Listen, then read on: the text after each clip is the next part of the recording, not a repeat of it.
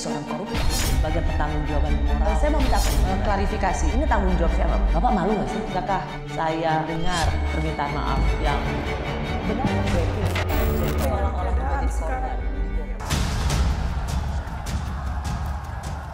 Dan rakyat kita, rakyat Indonesia butuh pemimpin yang tepat, butuh pemimpin yang benar, yang tahu kebutuhan rakyat, yang mau bekerja keras untuk rakyat, dan pemberani demi rakyat.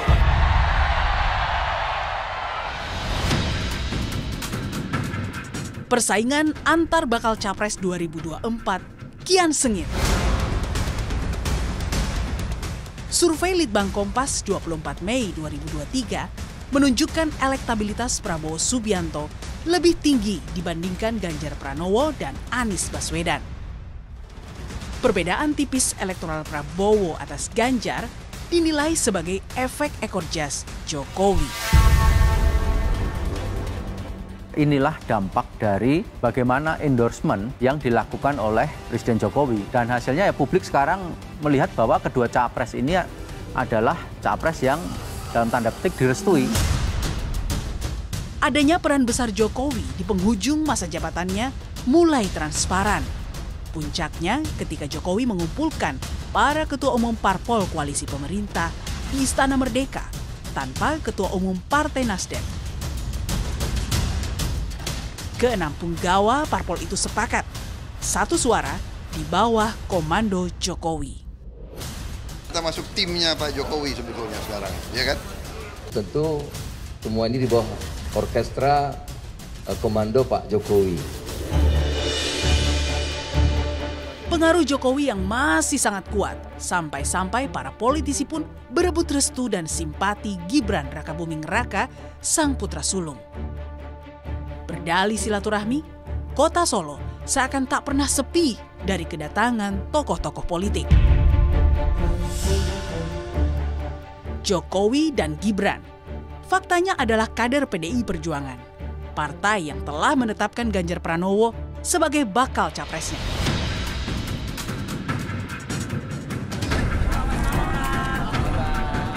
Maka tak heran jika PDIP meradang ketika melihat kadernya mengadakan pertemuan empat mata, sekaligus berada bersama para relawan kala mereka menyatakan dukungannya kepada rival Ganjar, Prabowo Subianto.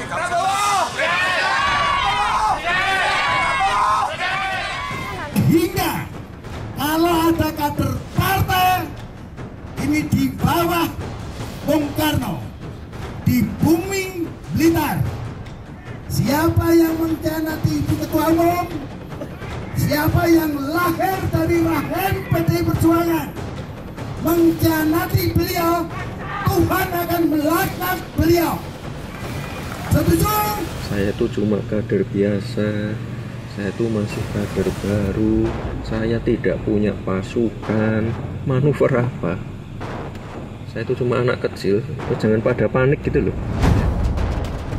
Strategi politik Jokowi lewat cawe-cawe memilih bakal Capres 2024 pun mulai dibanding-bandingkan dengan sikap politik Susilo Bambang Yudhoyono kala memimpin di periode akhir. Kala itu, SBY memilih diam meski besannya Hatta Rajasa mengikuti kontestasi Pilpres 2014. Berbeda dengan Jokowi yang sangat menaruh harapan agar sang suksesor adalah pemimpin yang dapat melanjutkan program-program andalannya. Oleh sebab itu, ke depan negara ini butuh kepemimpinan yang kuat dan mampu menghadapi ketidakpastian dunia, mampu menghadapi ketidakpastian global. Setuju? Kita butuh kepemimpinan yang kuat. Setuju? Itu yang baru saya usahakan.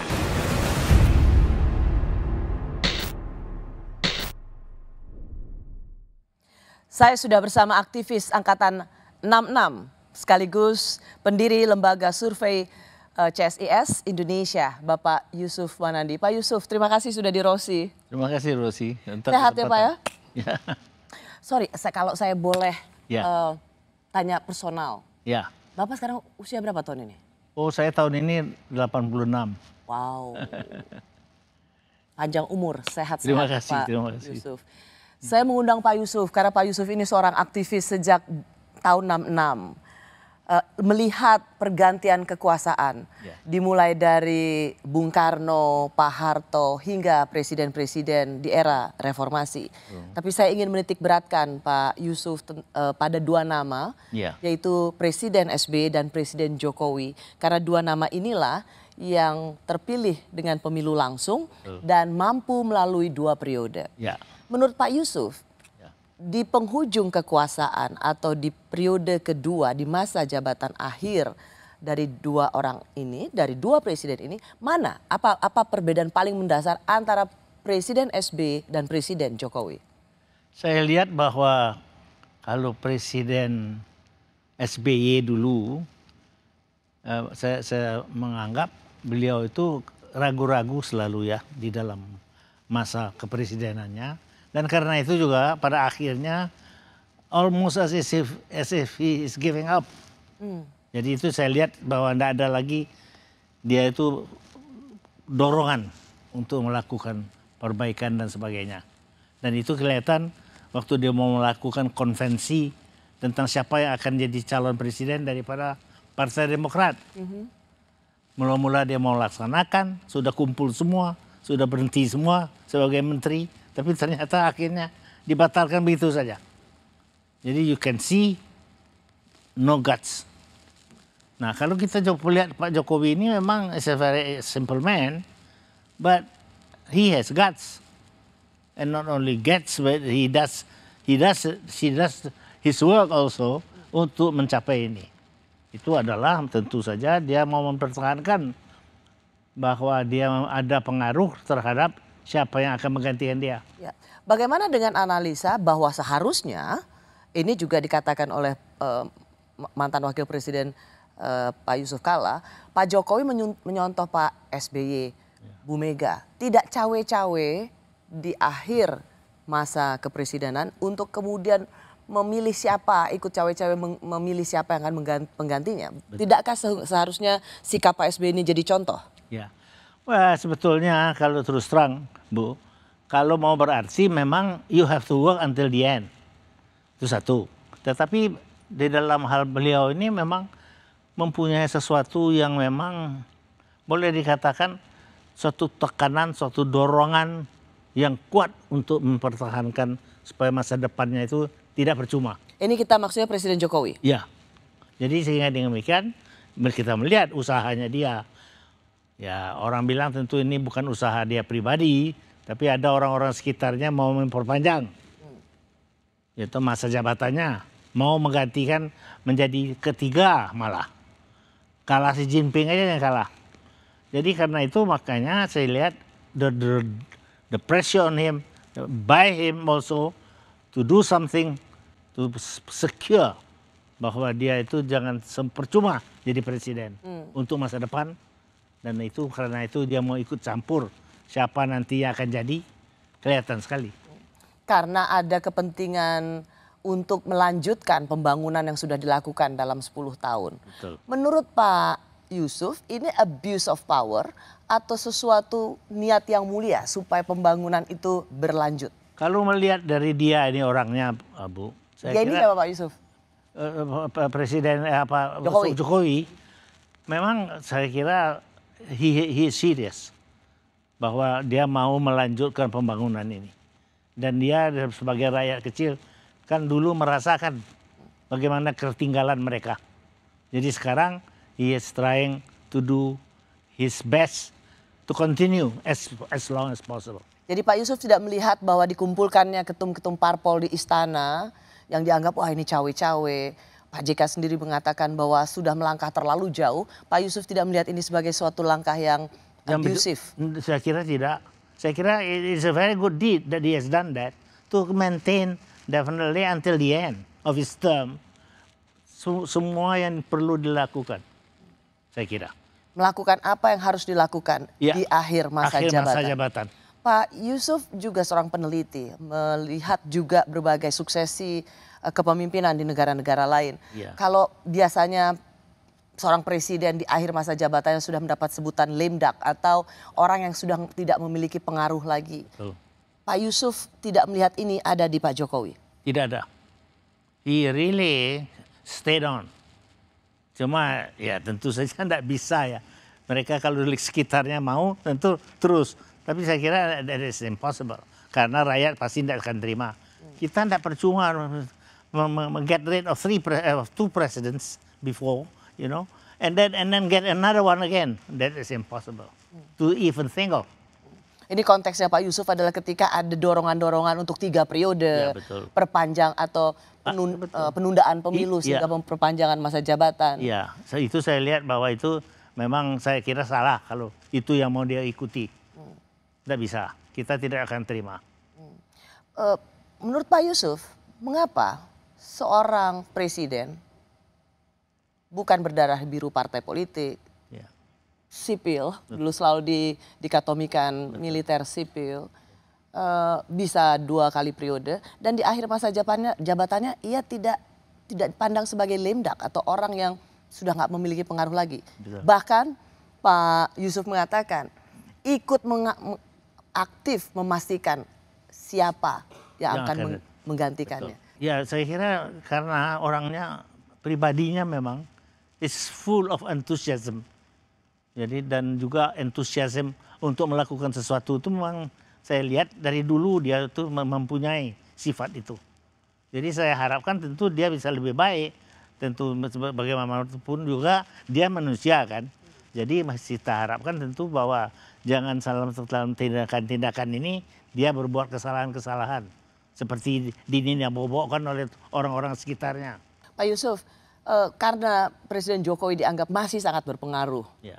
Apa yang Bapak bisa baca dari ramai-ramainya tokoh nasional mendatangi wali kota Solo yang notabene adalah putra Jokowi. Ya.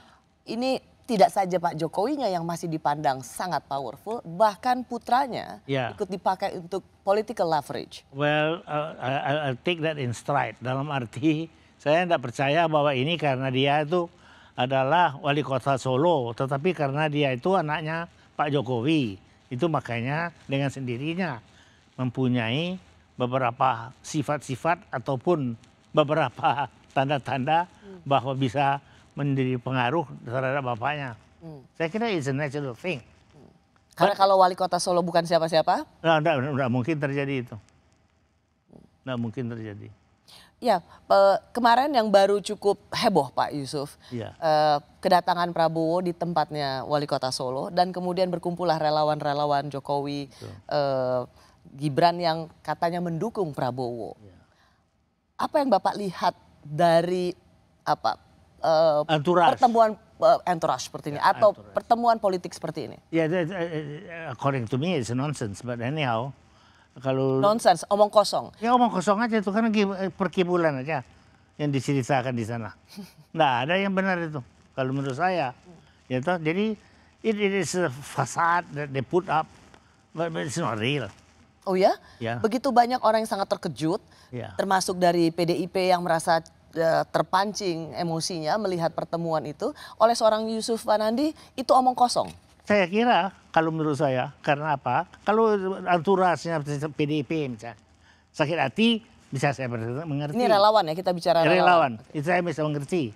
Ya toh? Karena mereka merasa bahwa these are not the real ones yang memenangkan Jokowi. Tetapi kalau ini ya toh, kita melihat sebagai suatu kekuatan yang benar, yang betul-betul bisa memenangkannya, saya kira ya it's a little bit too much.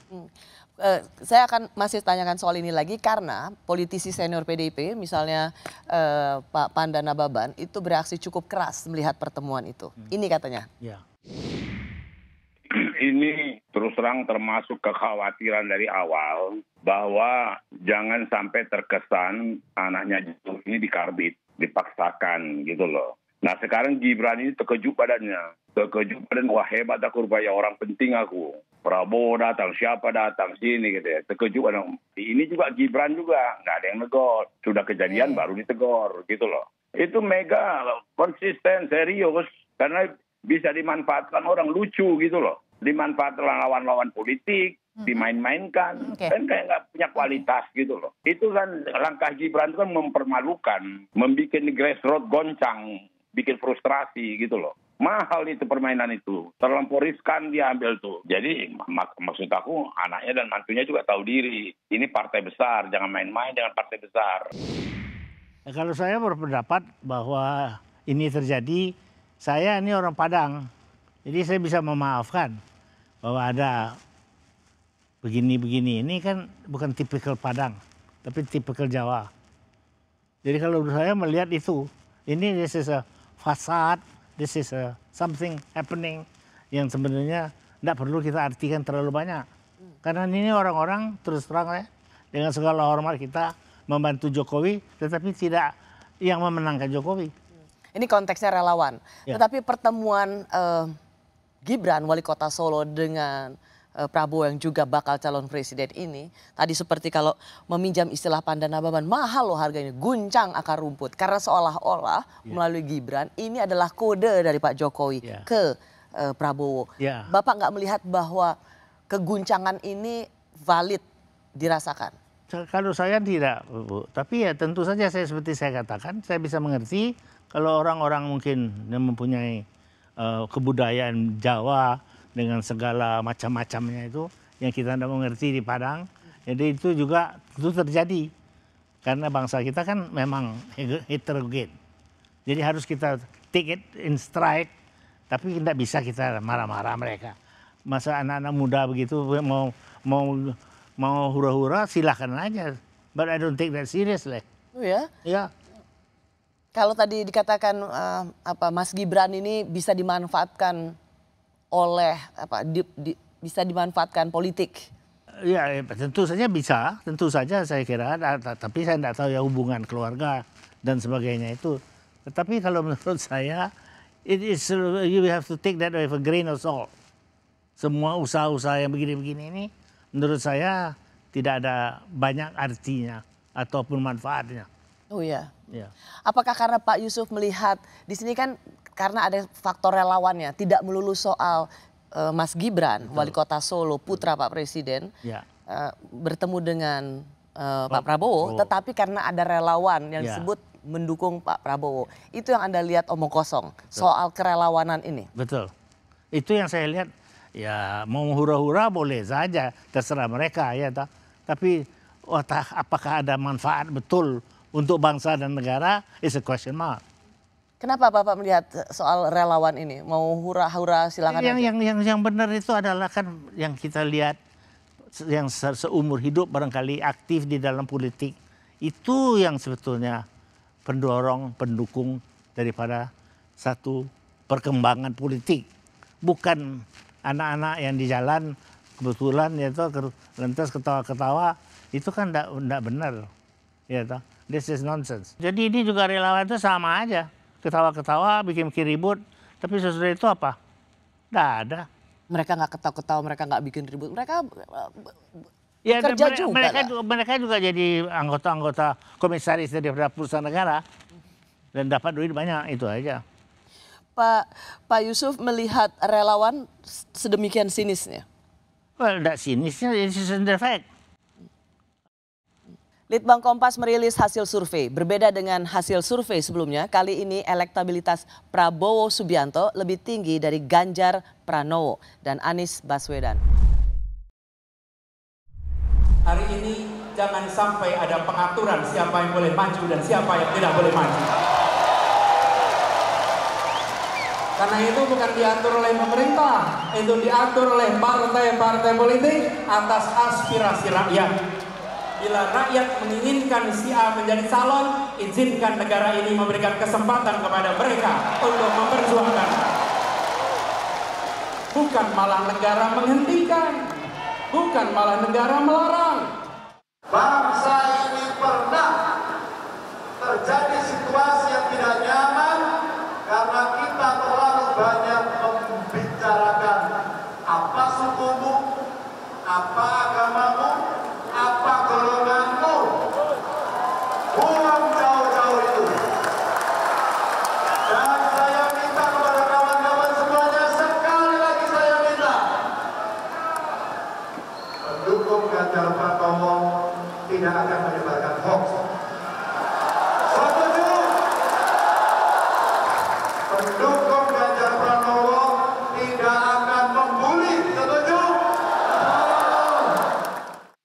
Ada yang mengejek saya waktu itu, mengenyek.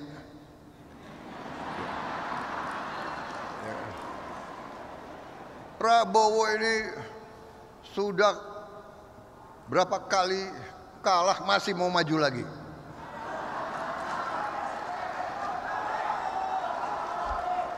Dia tidak tahu bahwa Prabowo Subianto adalah pejuang merah putih.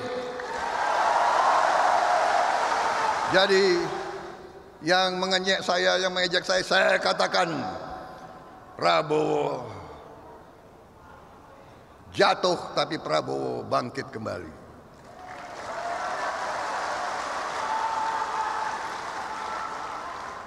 Karena tidak ada kata menyerah di dalam hati seorang pejuang. Menang kalah biasa.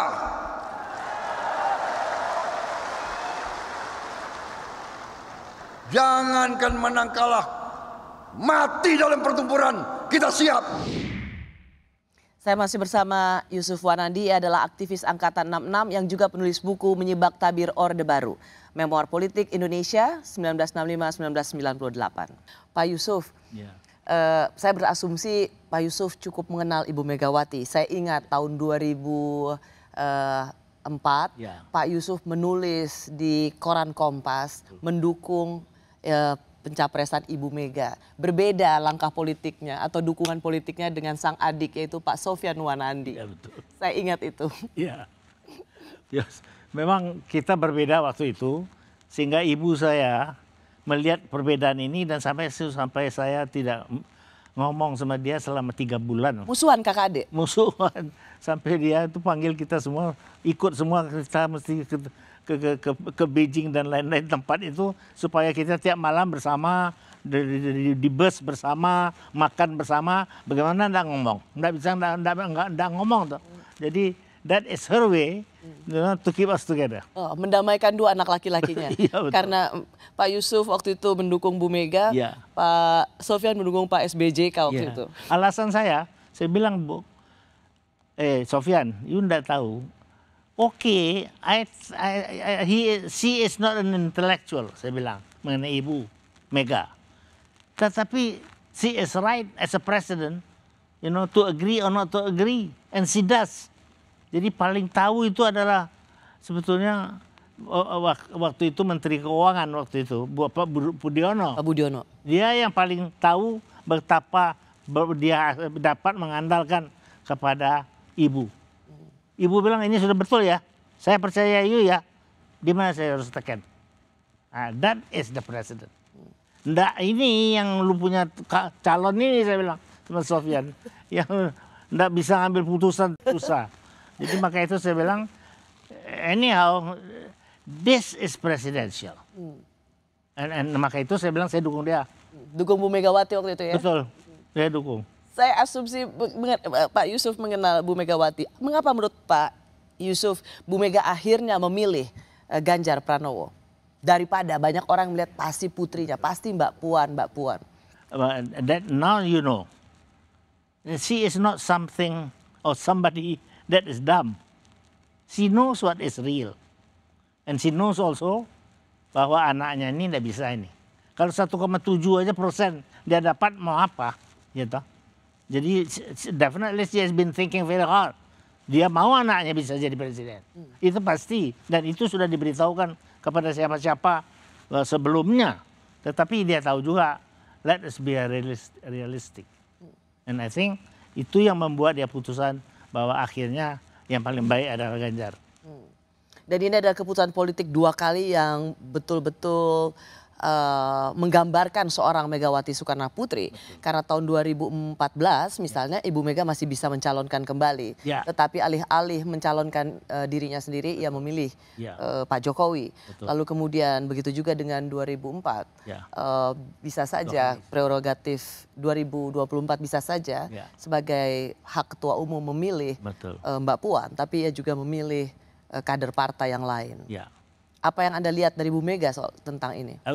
Ini orang pemimpin. Jangan lupa ini anaknya Soekarno. Jadi dengan demikian harus you akui, she has guts and she knows what she has to do if it comes to the crunch. Jadi harus kita hormati dia itu. Pak Yusuf, kalau ada 3 nama yang beredar saat ini, Ya. saya ambil dari Abjad, Anies Baswedan, Ganjar Pranowo, dan Prabowo Subianto. Mungkinkah hanya ini yang mengerucut 3 nama ini, atau sebenarnya secara koalisi partai politik masih bisa 4 pasang lagi? Kalau saya melihat teman-teman kita ini yang berjuang ini pasti tidak akan membiarkan ini menjadi 4 ataupun kalau bisa jangan 3. Jangan 3? Jangan 3 calon. Karena terlalu banyak harus memperkirakan jadi tidak jadinya itu. Jadi karena itu saya kira I don't think that they are allowing that to happen. Jadi saya kira barangkali tidak akan membiarkan. Maksud Bapak siapa yang tidak akan membiarkan itu terjadi? Yang grup yang mau menang sekarang ini. Berlanjutan. Koalisi keberlanjutan. Ya. Jadi lebih baik 2 nama, bukan 3 nama. Ya betul. Karena 3 nama itu selalu membuka kesempatan 2-1. Dan siapa yang menjadi nomor 2 itu kan berbeda. Apa? Jadi menurut Pak Yusuf, koalisi yang mengusung perubahan, yaitu mengusung nama bakal calon presiden adalah Anies Baswedan, itu ada Nasdem, PKS, dan Demokrat, cukup. 3, betul. Betul, bisa. Mereka bisa, tetapi pokoknya they are trying their utmost the other side untuk bisa mencegah ini. Saya kira. Karena terlalu banyak risiko. Terlalu banyak risiko atas? Bahwa keluarnya nanti bisa berbeda. Seperti dulu waktu Anies melawan Ahok. Di Pilkada DKI Jakarta. Di Pilkada Jakarta. 2-1, lantas pasti yang kalah yang ketiga itu.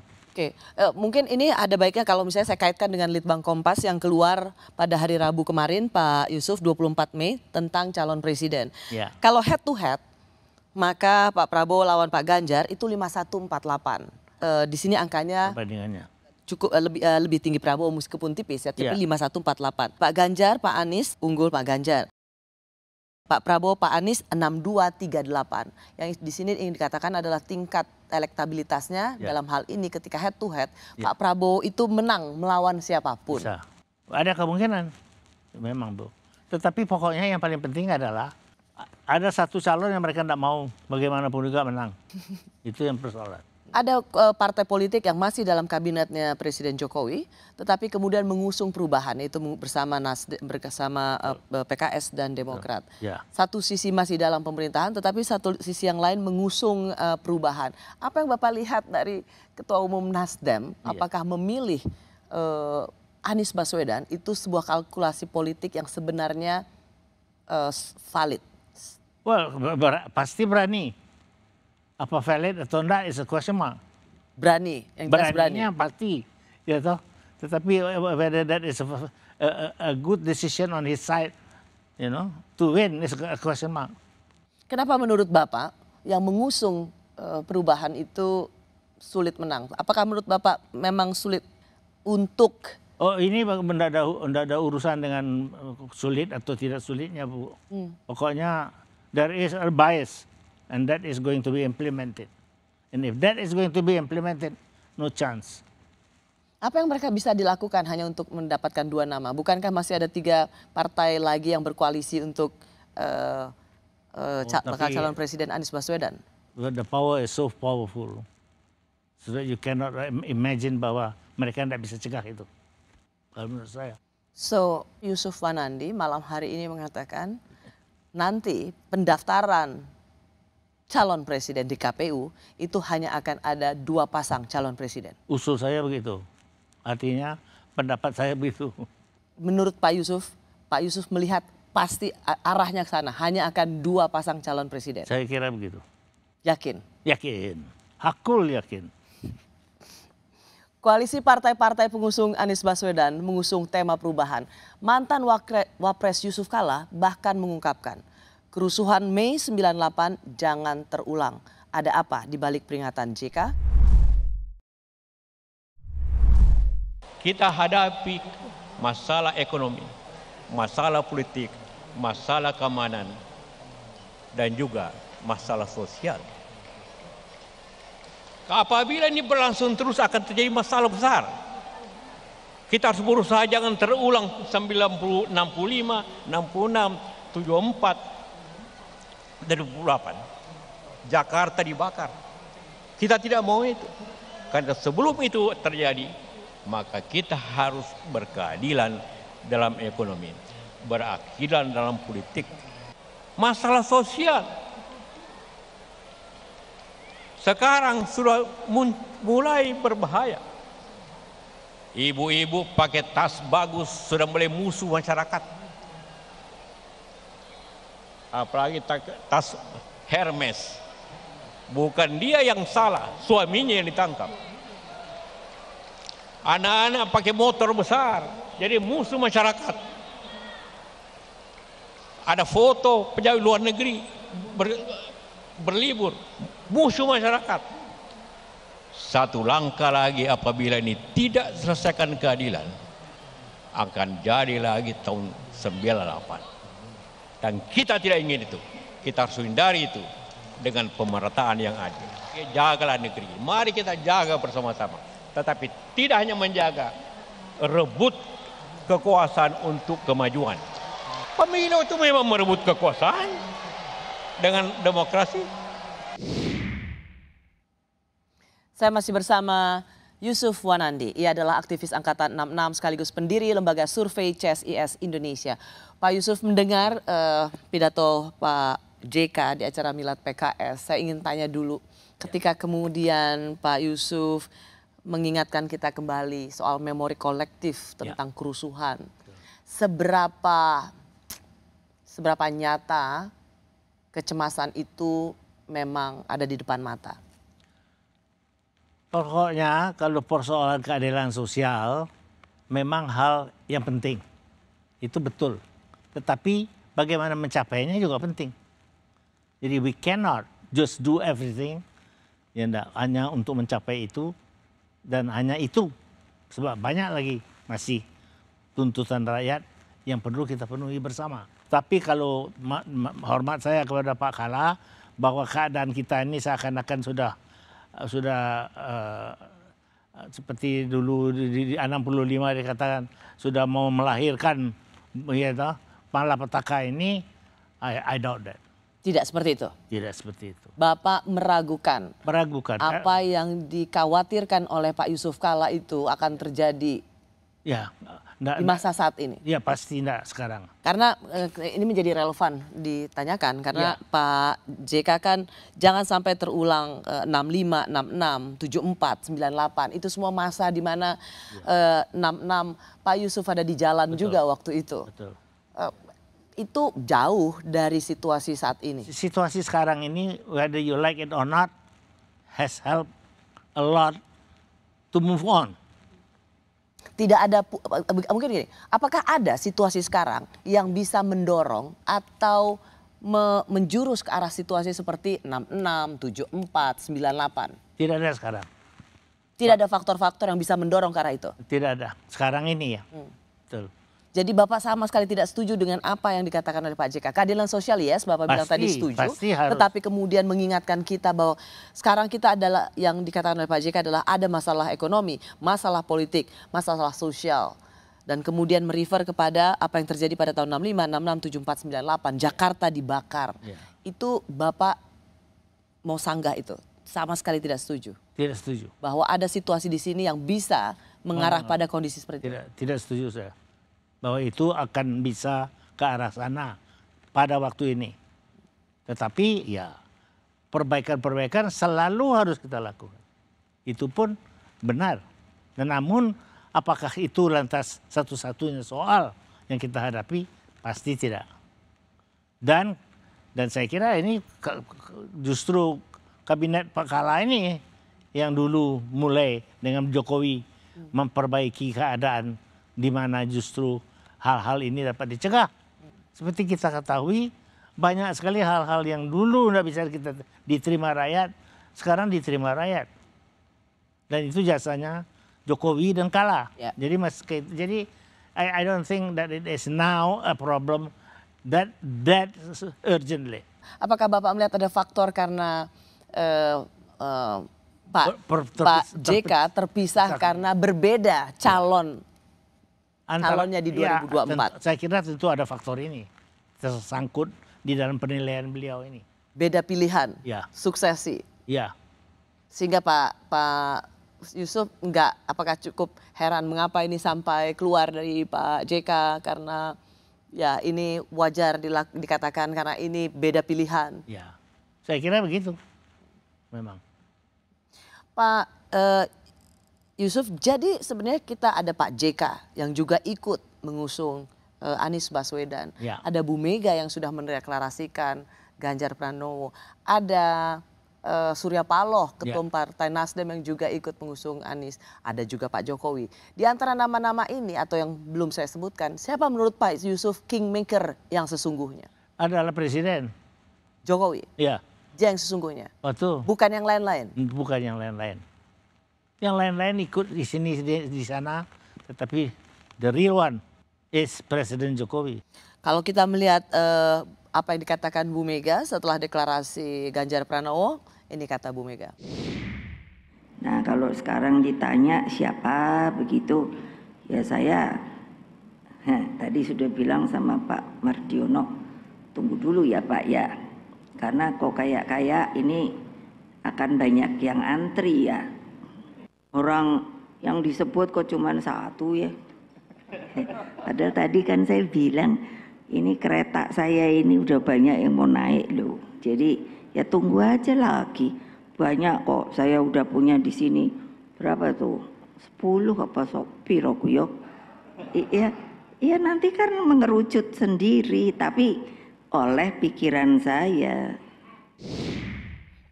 Pak Yusuf bagaimana melihat seberapa memang menawannya PDIP dengan Ganjar sehingga menawan. Jadi begitu banyak yang ingin bergabung berkoalisi. Ya betul.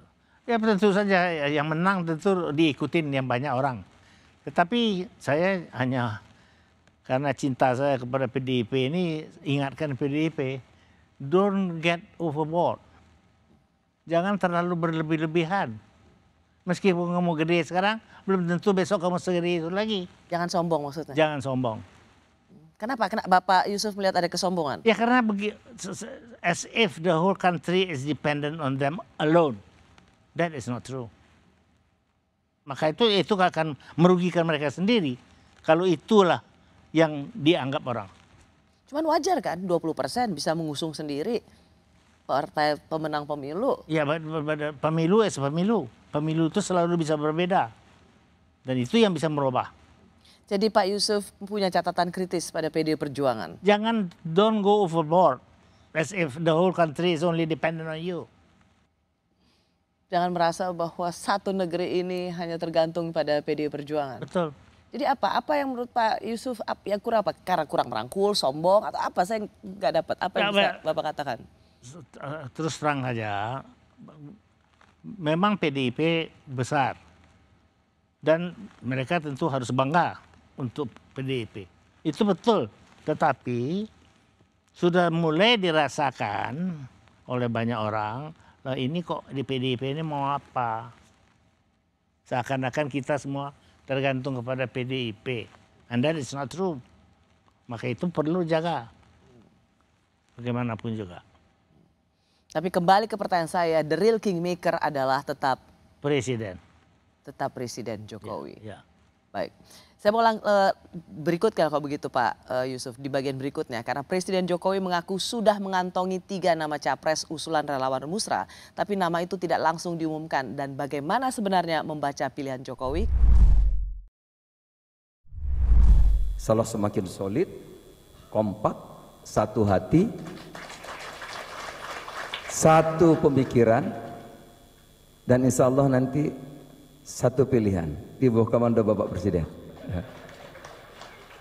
Jadi kita merasa ada frekuensi yang sama ya, ada kecocokan, dan kalau dilihat pimpinan partai kita sudah masuk ya dengan Pak Caimin, kita masuk timnya Pak Jokowi sebetulnya sekarang, ya kan? Para ketua menyampaikan pada saya beberapa nama yang terekam kuat. Saya sudah mendengar, tapi saya ingin resmi, tadi yang disampaikan oleh Pak Panel Barus itu resmi. Belum saya buka. Belum saya buka. Sehingga itu bagian saya untuk memberikan bisikan kuat nanti pada saatnya, pada waktu yang tepat, saudara-saudara semuanya akan saya bisikin satu persatu, entah berapa juta. Bisikin satu-satu nanti. Masih bersama saya Bapak Yusuf Wanandi, pendiri Lembaga CSIS Indonesia, sekaligus juga pendiri The Jakarta Post. Pak Yusuf, dengar pidato Pak Jokowi tadi, apa buat Pak Yusuf? Ya jelas that he's very self-confident dan bahwa dia itu akan terus berusaha untuk mencapai tujuannya. Sampai akhir jabatan? Pasti. Pak Yusuf, yang menarik adalah sebenarnya ini kan di relawan Musra. Ya. Dan sebenarnya pada waktu itu Bu Mega sudah mendeklarasikan atau mengumumkan pencalonan Ganjar Pranowo sebagai bakal calon presiden dari PDI Perjuangan.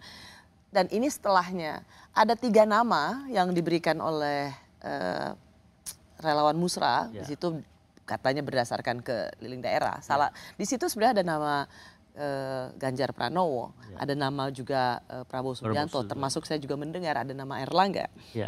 Nah, oke lah, katakan 2 nama pada Ganjar Pranowo dulu. Kan Bu Mega sebagai ketum PDI Perjuangan sudah mengumumkan. Mengapa tidak diumumkan di acara relawan Musra ini? Ini dianggap bahwa Pak Jokowi setengah hati dengan pilihan ketum PDI Perjuangan. Saya kira enggak tuh kalau itu ya. Kalau mengenai Ganjar ada di dalamnya dan 2 orang lain siapapun, saya kira she knows that she has to choose PDIP, and she knows also that the only one that is credible in PDIP adalah Ganjar. Jadi saya kira bahwa dia tidak mengumumkan barangkali tidak tahu alasannya ya. Tapi saya kira bukan alasan bahwa itu lantas mau disolomotin dengan yang lain. Karena banyak orang mengartikan itu, Pak. Harusnya pada waktu itu juga langsung aja mengumumkan Ganjar. Nah ini di-spin misalnya atau kemudian diartikan lain. Tuh kan ternyata sebenarnya belum ke Ganjar. Pak Jokowi ini 2 kaki antara mengiyakan pilihan PDI Perjuangan yaitu Ganjar Pranowo dengan punya pilihan lain sendiri. Anda nggak melihat bahwa Pak Jokowi sedang terganggu ataupun meragu-ragu? Bermain di 2 pilihan. As a good politician, of course he has to do that. To be open for any change that could happen. Tetapi kalau menurut saya mengenai soal Ganjar ini dia sangat kuat memang mendukungnya. Dan bahwa dia tentu harus memilih atau mencari kemungkinan kalau tidak terjadi terval basis itu biasa. Jadi saya lihat kalau itu pun terjadi dalam rangka itu daripada betul-betul mau mengganti. Jadi Bapak banyak yang mengatakan ini tanda-tanda sebenarnya Pak Jokowi nggak ke Ganjar Pranowo tapi ke Prabowo. I don't think so. Tidak, Pak Yusuf melihat Pak Jokowi ya memang ke Ganjar Pranowo. Betul. Bagaimana kemudian dengan ketum-ketum parpol? Tadi kita mendengar menunggu komando Jokowi, kita ini bersama Pak Jokowi menunggu arahan Pak Jokowi. Apa yang Anda lihat dari ketum-ketum parpol ini? Ya tentu saya kira mereka itu tentu menunggu bagaimana nanti line up seluruhnya.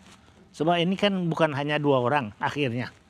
Akhirnya ini kan meliputi bagaimana kabinet, bagaimana susunan daripada menteri-menteri itu penting pula untuk masa depan.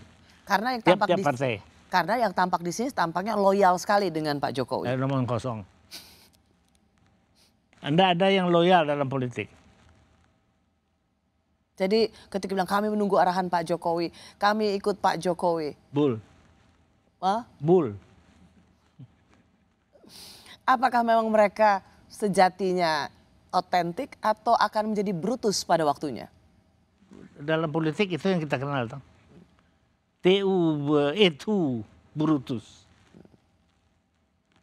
You Brutus.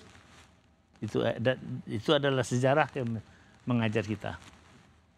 Tidak bisa dilihat semuanya orisinal. Nggak bisa. Akan selalu ada Brutus pada waktunya. Selalu. Pak Yusuf, saya mau mendengar insting politik Anda. Apakah pada waktunya nanti, menurut Pak Yusuf, Pak Jokowi itu akan memang secara lugas dan terbuka mengatakan siapa calon presiden yang akan didukungnya? Atau dia hanya akan bersikap pura-pura? Saya tidak bilang pura-pura, tapi tidak secara forceful. Ya, loud and clear. Saya mendukung ini dan pilihlah ini. We are Sumatrans. Not the same term dengan Javanese culture. So we are going to say A is A. He is not going to say that. Menurut Pak Yusuf, Pak Jokowi tidak akan menyebut nama. Saya Siapa kira dia dukung sebagai calon presiden. He doesn't need it, so why should he do it? Karena seperti tadi Pak Yusuf mengatakan calonnya akan ada dua, yaitu untuk mengamankan. Jadi siapapun yang menang nanti itu adalah orang dia. Orangnya Pak Jokowi. Terima kasih Pak Yusuf Wanandi. Kembali Bu. Sehat selalu. Tadi Bapak sudah mengatakan 86 tahun tahun ini.